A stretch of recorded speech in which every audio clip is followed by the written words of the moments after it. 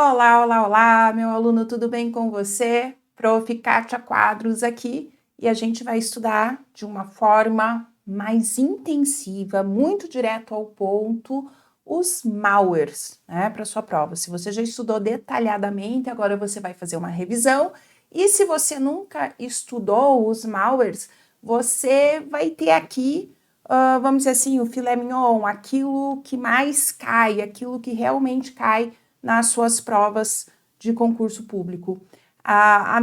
O meu conselho aqui é você estudar essa aula e depois você fazer questões. Sempre a gente faz questões da nossa banca, tá?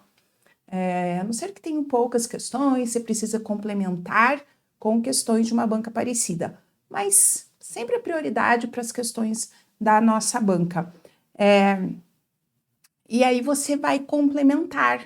Mas assim, eu digo para você que cerca de 90% das questões de malware estão dentro do que a gente vai ver agora. E vamos lá, porque aqui o jogo é rápido. Então, veja só, a primeira coisa que a gente tem que estudar aqui realmente é o que é malware. Então, perceba aqui que quando eu falo de malware, eu tenho a junção de duas palavrinhas, mal, que é malicioso, e o ware, que é software. Então, o malware, gente, sempre se trata de um software malicioso, um software que vai causar dano ao usuário, à pessoa, roubando dados, por exemplo, ou ao computador, travando esse computador, apagando arquivos desse computador. Então, o malware é um software malicioso. Preste atenção, para ser malware tem que ser software. Então, a gente ouve falar, por exemplo, de phishing, né, que é muito famoso, que mais? Engenharia social, o farming. Esses, gente, são golpes. Existem também os ataques, né, por exemplo, o ataque de negação de serviço, né, que não são malwares, eles não são softwares. Então, veja, para ser malware, tem que ser software, certo? Então, aqui a gente tem a definição, olha só, programas especificamente desenvolvidos para executar ações danosas e atividades maliciosas em um computador. E aí, como que um malware infecta um computador? Pode precisar da execução de um arquivo, pode ser através de vulnerabilidades do computador, e é aí que a gente vai estudar os principais malwares. Então, malware é um termo genérico. Antigamente, quando a prof entrou na faculdade, a prof tinha 17 anos, gente, na faculdade de TI. Isso, ó, faz muito tempo, né? Pois é.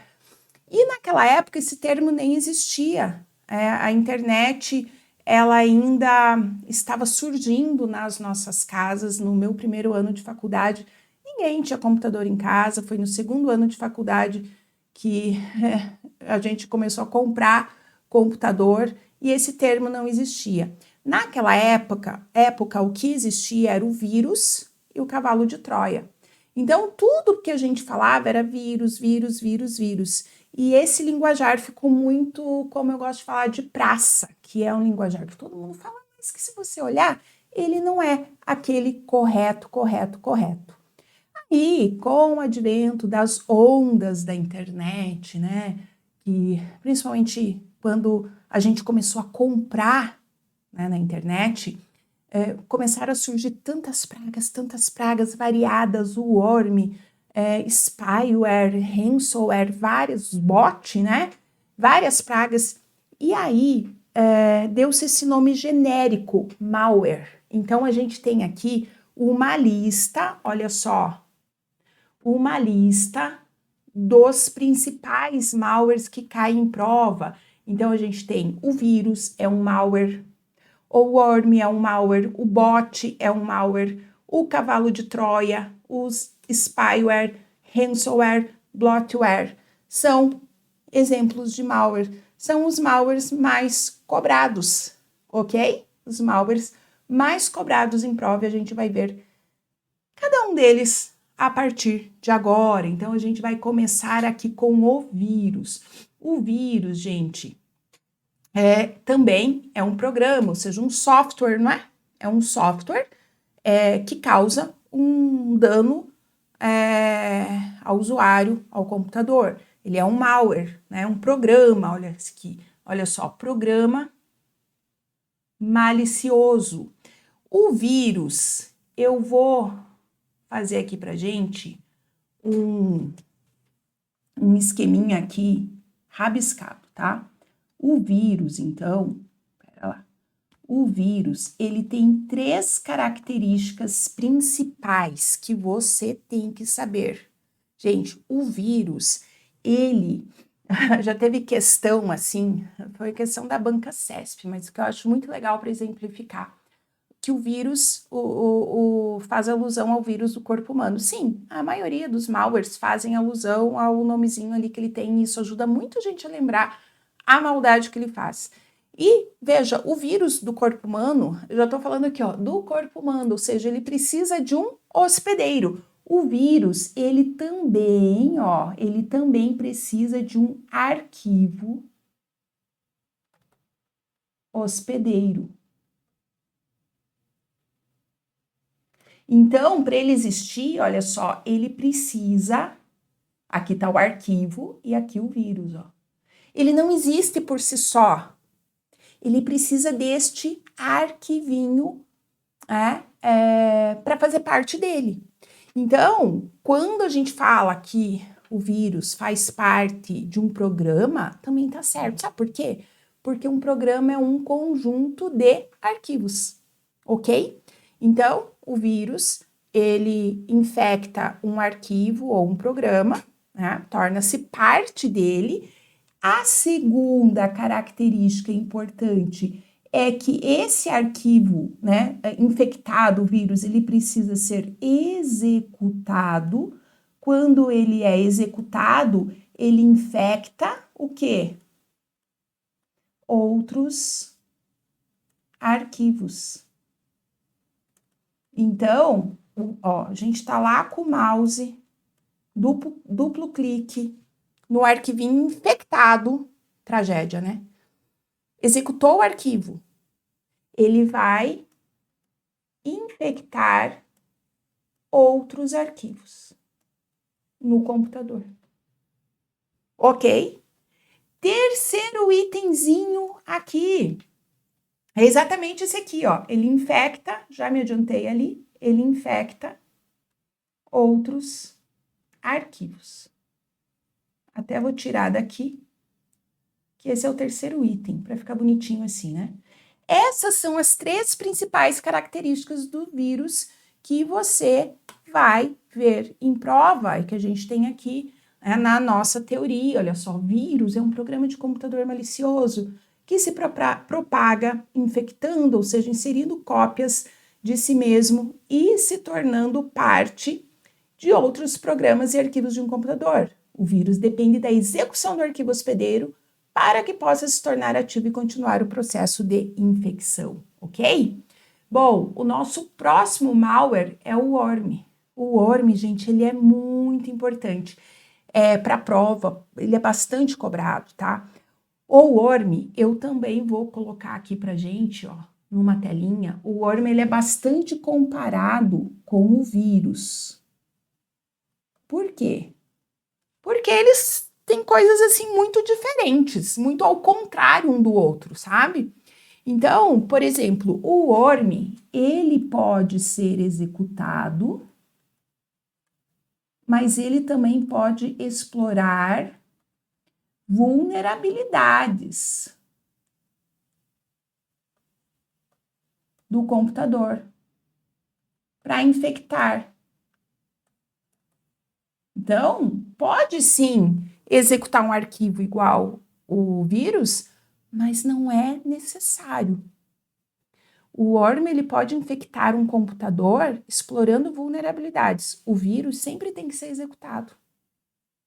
Sempre tem que ser... Ó, se você copiou um arquivo para o computador infectado por um vírus e você não executa, ele não vai infectar o seu computador. Ele tá lá, mas ele não... Agora, o worm não. E o worm, gente, ele vai infectar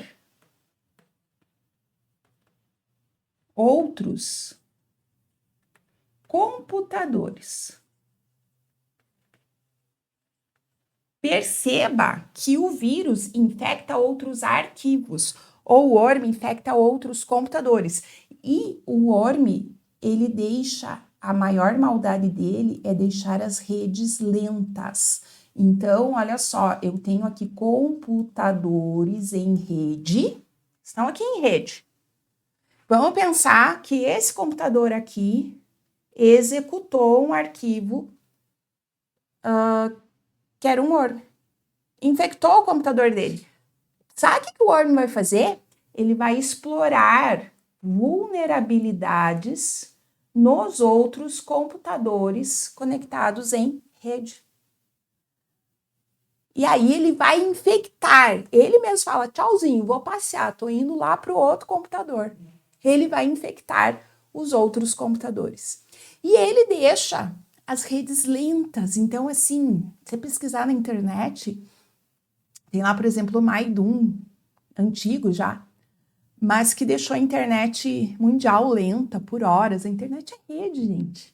Aí se achando que é o provedor, xingando o computador, e era um worm, certo? Então, essas são as principais características do worm para você saber para a sua prova. Vamos dar uma olhadinha aqui no nosso texto também? Olha só, o worm, que é importante a gente ver aqui a parte teórica, tá?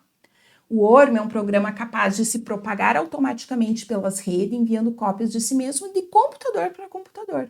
Diferente do vírus, o worm não se propaga por meio da inclusão de cópias de si mesmo em outros programas ou arquivos, mas sim pela execução direta de suas cópias ou pela exploração automática de vulnerabilidades existentes em programas instalados em computadores, certo? Próximo, o bot, gente. O bot, robozinho aqui, ó. O bot. Deixa eu tirar aqui esse. O bot, então, o que ele faz? Vamos falar aqui, ó. O bot. Então, vamos lá, ó. Tem aqui o computador de um usuário normal. Computador de um usuário normal, no seu dia a dia lá, feliz da vida, né? Acessando sua internet, seu computador, e temos aqui o computador de um criminoso virtual, que a gente pode até fazer ele diferentinho aqui, ó.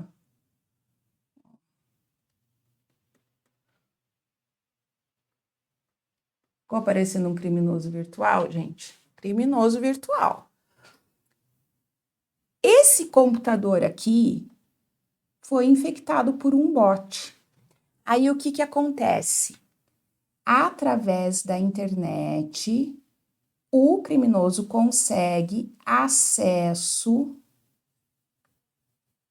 remoto do computador dele no computador da vítima. Então, ele acessa remotamente o computador da vítima e ali ele pode fazer o que ele quiser. Então, esses softwares de acesso remoto, eles são lícitos. Por exemplo, o meu contador, ele acessa remotamente para me ajudar a fazer imposto de renda, né? Acessa o meu computador. Talvez um técnico já tenha pedido para acessar o seu computador remotamente para alguma configuração. Você deixou, isso é lícito. No caso aqui, não é. Então, ele pode fazer o que ele quiser, instalar malwares, roubar dados, né, senhas, até formatar o computador da pessoa, se ele quiser. Então, a gente teve uma questão muito interessante que falava assim, ó, qual a primeira coisa que uma pessoa deve fazer quando ela percebe que o computador está com bot? Gente, a primeira coisa é cortar a internet.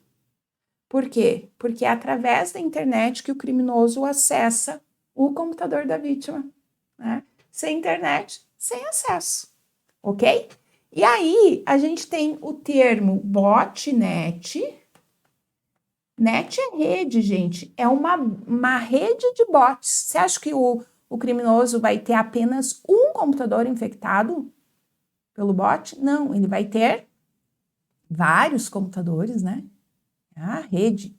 E nós temos o termo zumbi. O que é um zumbi? Gente, zumbi nada mais é do que o computador infectado por um bot. Esse é um zumbi. É como se chama o computador infectado pelo bot, certo? Tranquilo, né? Você vê que a gente consegue ver esses conceitos rapidão, ó. Então, bot, vamos ver o conceito que a gente tem aqui, ó. É um programa que dispõe de mecanismos de comunicação com o invasor que permite que ele seja controlado remotamente. Possui processo de infecção e propagação similar ao do worm, ou seja, capaz de se propagar automaticamente, explorando vulnerabilidades existentes em programas instalados em computadores, ok? Cavalo de Troia, esse cai tanto em prova, né? O cavalo de Troia, vamos colocar aqui também, ó, cavalo de Troia, ou Trojan, também chamado de Trojan Horse, né? O cavalo de Troia, gente, ele, você estudou história, você assistiu o filme de Troia? Lembra lá do Brad Pitt, da Helena de Troia, né? Você lembra do presente de grego? O cavalinho lá que era um presente de grego? Pois é. Então, essa alusão a esse fato histórico, tá? Aqui também, o cavalo de Troia, ele é bem antigo, é da época da faculdade da prof, tá? Então, o cavalo de Troia, ele é um presente. É um presente de grego. É um presente de grego, tá? Então, assim, ó, vamos pensar que você vai baixar um joguinho na internet, um jogo. Você baixa o jogo, ele é gratuito, ele é o teu presente. Só que junto com ele está o cavalo de Troia. Você instala o presente, o jogo, tá? Mas você instala juntamente o cavalo de Troia. E a gente tem vários tipos de cavalo de Troia, que é mais difícil de cair em prova, mas lá no teu PDF eu coloco os tipos para você dar uma lidinha ali, se você quiser, se você encontrar alguma questão, mas é mais difícil de cair. Agora, o que eu tô passando aqui para você, isso é aquilo que mais cai, certeiro, tá? Então, o mais usual é o cavalo de Troia, ele tem diversas maldades, né, vários tipos, mas o mais usual é ele instalar também um software de acesso remoto e ali poder acessar remotamente o computador da vítima, ok? E aí, acesso remoto, faz o que quiser. Mas ele sempre tem essa palavrinha-chave envolvida aqui, gente, presente, tá? Então, Cavalo de Troia, Trojan Horse, é um programa que, além de executar as funções para as quais foi aparentemente projetado, ou seja, o presente, pode ser um joguinho, na época da pro, lá da faculdade, era cartãozinho de Natal, de aniversário, piscando, era protetor de tela, né? Eu sou da época do protetor de tela. Além de executar, então, essas funções para as quais foi aparentemente projetado, também executa outras funções, normalmente maliciosas e sem, claro, o conhecimento do usuário, né? Se tiver o conhecimento do usuário, aí que estranho, porque você vai fazer alguma coisa, né? Vai usar um anti-malware, né? Vai formatar o computador, alguma coisa você vai fazer. Então, essa é a primeira parte dos nossos conceitos de malware. Eu já volto aqui com você para a nossa segunda parte e finalizar o que é mais importante sobre malware. Beijo, até daqui a pouco.